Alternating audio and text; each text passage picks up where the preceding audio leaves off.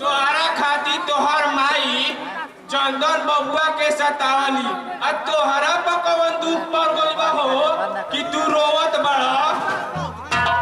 हाँ दादा, आज हमरा पर बड़ा बड़ विपद पड़ गइल बा। खत्म होके के नामे नहीं खेले।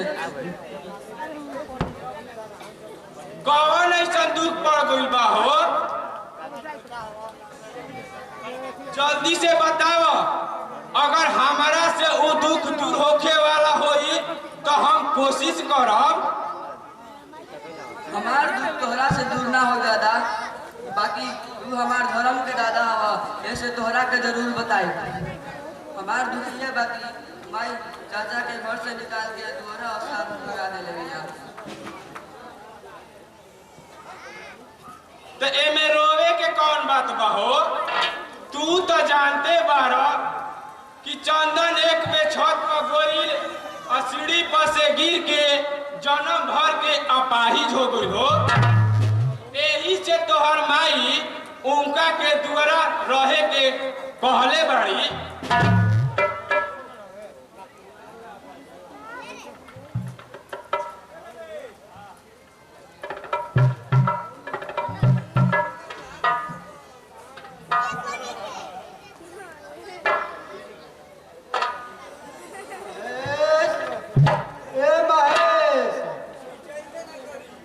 हमार खाए कहाँ रखल बा हो?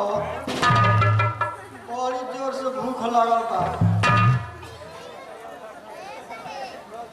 महेश बबुआ, चंदन बबुआ के खाए कहाँ रखल बा? आके दे दो। उनकर खाना तो माई आज कुकुर के दे देने दिया दादा। काय से पटल बा सर? लौकत नहीं होता। हां हां अने आके नहीं पटल। अरे बकला लावा ओसी पठा जाला। का बात बा चाचा? चंदन बबुआ तना काहे ना रियात बड़ा? अरे पठले में जाता है। हमरा के कोई खाए के ना देला भैया।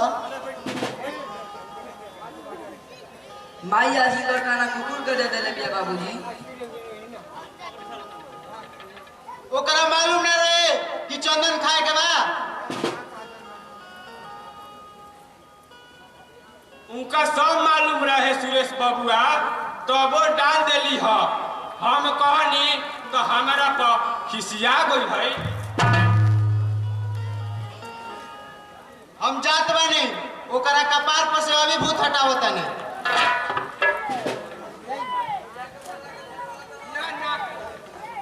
ना बबुआ, एगो गलती खाती बहू के ऐसा सजा मत दो। ना चाचा, अब हम तनिको बर्दाश्त ना करब। का उ धनी बाप के बेटी या उ खाई या हमार भाई भूखे रही? अब हम तनिको बर्दाश्त ना करम चाचा।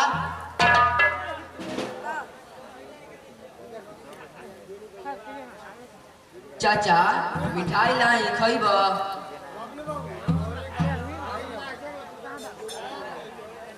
महेश खाई, बाकी तू लोइबो कहाँ ले? माई हमरा खातिर न अलमारी में एक डिब्बा रख ले बिया। हम मांगी ला तो हमरा को वही में से निकाल के दे ले। हम जात बारी से बना के ले आए। ना महेश ना, तू मिठाई लावे मत जा। तोहर माई जान जियन तो तोहरा के लोग यन मारे, और साथे साथे हमरो के लोग यन मारे। ना चाचा, तू हमरा कैसा मत समझ। हम तोहर मतलब ना समझ। करो ऊपर आ भाई। एकर मतलब ई बा कि माई के देखे से पहले ही हम मिठाई चुरा के ले आए। हां है पड़ी सब भाई दवाई बना। के जन चोरावत देख ली तब का हो? फायदा कम होला। अगर चोरावत हमरा के पकड़ के मारहू लागल तब हम तोहार नाम ना ले। कहिया होता ना सौले।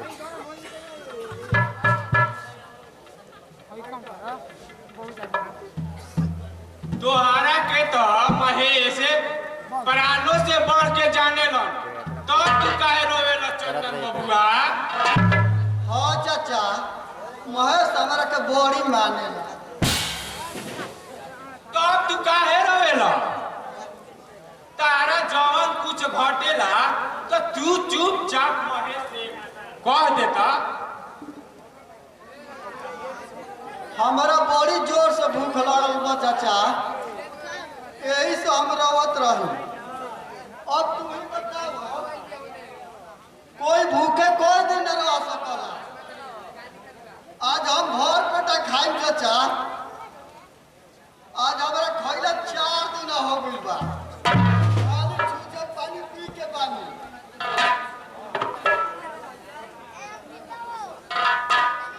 बबुआ चलो हमारे जोड़े, हम अभी खाना नहीं खैले। तू चलो उहे खाना खा लिह। चाचा ना, हम तो हर खाए ना खाई। हमार दुखाए काहे न खैब? हम तोहरा पेट बोला तो ना मारम चाचा, भले हम खैला बिना मर जाई, बाकी तोहरा के हम अपना आँख के सामने भूख से व्याकुल ना देख सकिला चाचा। हम अपाहिज बानी, मरियो जाइम तो कोनो बात नहीं खे, बाकी तू मर जीव तो तोहरा बाल बच्चा के करियो? ना बबुआ, ऐसन बात मत कह। अगर तोहरा खातिर हमार मासो कटवाए के पड़ी तो हम अपन गोड़ पाछा ना हटाई।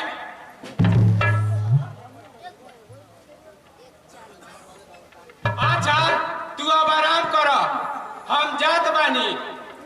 हमरा के काहे खातिर तो बहुत बोलैले बाड़ी।